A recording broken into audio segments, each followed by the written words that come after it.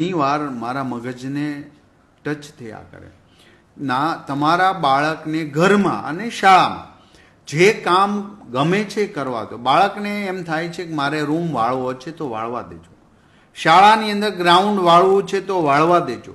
બાળકને એવું થાય કે મારે એક ભીનું કપડું લઈને મારે બેન્ચીસ સાફ કરવી તો કરવા દેજો. એને ગમે છે તો કરવા દેજો, એના ઉપર ફોર્સ નહીં કરતા, એને દબાણ નહીં કરતા. સાહેબ, આ કેળવણી છે અને આ કેળવણીને જો આપણે ભૂલી જશું તો ચોક્કસ પ્રકારે આપણે કંઈક ગુમાવીશું. માટે જાપાન, ફિનલેન્ડ વગેરેના શિક્ષણના હું અભ્યાસ કરી રહ્યો છું. એમાં બાળકને ચોક્કસ પ્રકારની આ બધી વાળવાની, પોતું મારવાની, કપડાં ધોવાની, સાથે જમવાની, નાહવાની આ બધી ટ્રેનિંગ આપે છે. આપણે તો અહીંયા ભૂલે ચૂકે જો કોઈ બાળકોએ ગ્રાઉન્ડ વાળતા જોઈ ગયા હોય અને હો હા થઈ જાય છે, પરંતુ આ ખોટી વાત છે. બાળકના ઉપર પ્રેશર નહીં થવું જોઈએ. એને ગમે છે તો કરવા દો, બસ.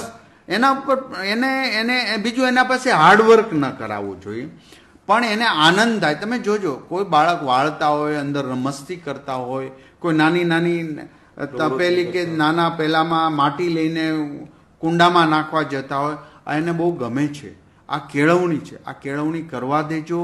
પરંતુ બાળકને વાગે, નુકસાન થાય, બાળકની માનસિકતાને અસર થાય, અથવા તો એને તમે ફોર્સ કરીને કામ કરાવો, એવું નહીં થવું જોઈએ.